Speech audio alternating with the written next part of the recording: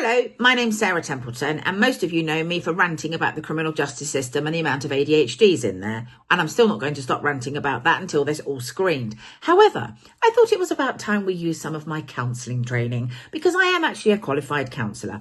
And some of my old counselling training, good 10 years ago now, has started to come back to me more recently, because I've started to realise that it actually really relates to ADHD. And I'll tell you what I mean. The sort of counselling I trained in is called person-centred. It's the modern one. Humanistic, person-centred, client-focused, call it what you want. It's the modern one, yeah? It's not Freud and all the old ones, all the Austrians. It's not that. It's the modern stuff. So Carl was an American, right? Lovely American. Grew up thinking he was going to work in agriculture with what his family did. The family business, agriculture. Then he thought, no, bit bored with that.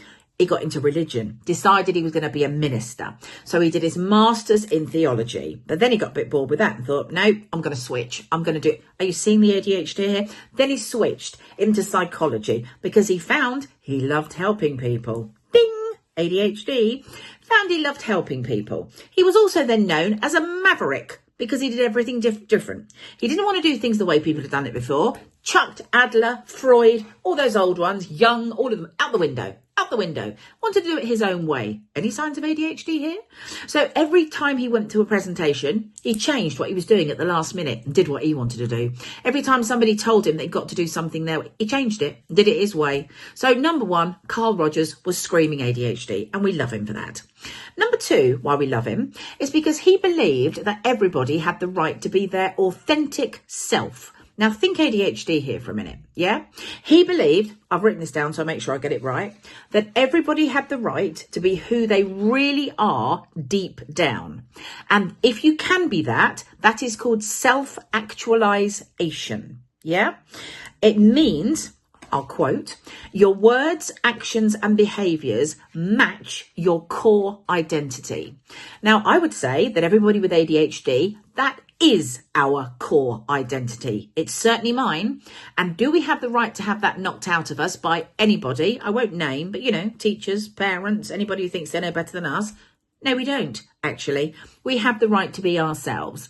And this is why it suddenly began to ring a bell with me, because I'm hearing different schools, not ones I deal with, but different schools, different things I'm hearing from families all across the country and actually all across the world, where people are trying to knock the ADHD out of people. They're trying to make them behave like the other kids. Well, no.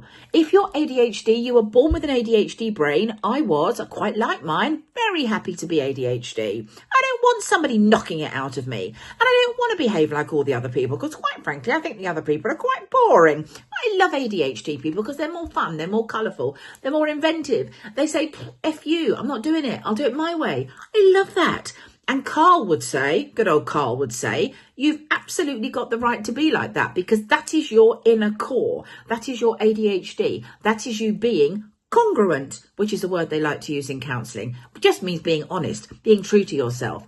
So I'm going to go through some counselling things. This is just number one, just to introduce you to Carl and introduce you to his self-actualizing theory, which is something you might like to Google if you don't know much about it. But it basically means that everybody, and that includes every single ADHD person with every single coexisting condition they might have, me with my severe dyspraxia, 1% processing, 1% motor skills, that's who I am. That's the core of me. And I'm allowed to be that person. In fact, if I'm not that person, if I'm not allowed to be that person, it's dangerous. It can make me very mentally unwell. And that's what we have to stop and think here, that everybody has the right to be themselves because Carl Rogers said so.